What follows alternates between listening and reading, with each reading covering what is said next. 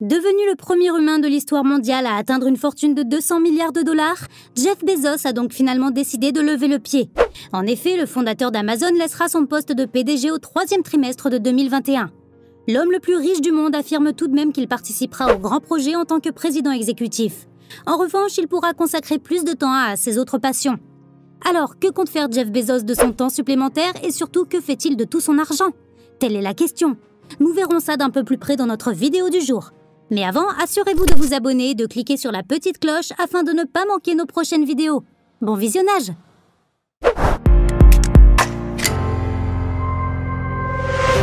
Luxy.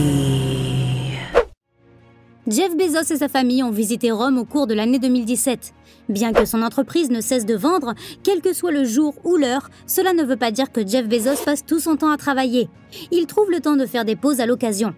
Jeff Bezos est réputé pour voyager avec son entourage. Il a souvent emmené ses parents, ses frères et sœurs et sa belle famille dans ses aventures autour du monde.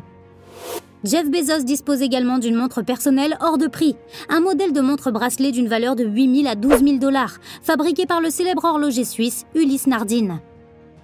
La société en question existe depuis 1846 et les marines lui faisaient confiance pour la précision de ses chronomètres de marine.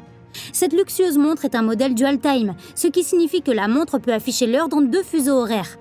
Bien qu'il puisse sembler difficile d'envisager de dépenser 12 000 $ pour une montre, il s'agit tout de même d'une pièce relativement modeste pour un homme aussi riche.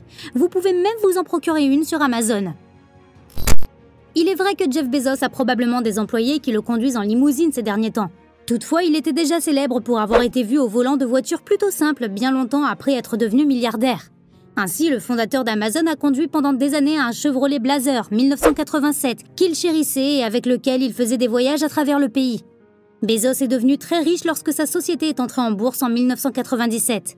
Il a alors amélioré son moyen de transport en optant pour une Honda Accord 1996, toujours aussi modeste. Jusqu'en 2013, son ex-épouse, Mackenzie Scott, le conduisait encore au travail dans une Honda. Dans la mesure où Amazon et les autres entreprises de Jeff Bezos se trouvent partout dans le monde, il est tout à fait logique qu'il s'achète un jet privé. Son Gulfstream G650ER a coûté 65 millions de $. Mais tandis que les jets privés ont tendance à faire des arrêts fréquents, cette merveille voyage plus loin et plus vite que les autres jets comparables. Le confort et la commodité ne sont pas un luxe si vous avez de l'argent à dépenser. La Bezos Family Foundation est chargée de coordonner tous les efforts philanthropiques de Jeff Bezos.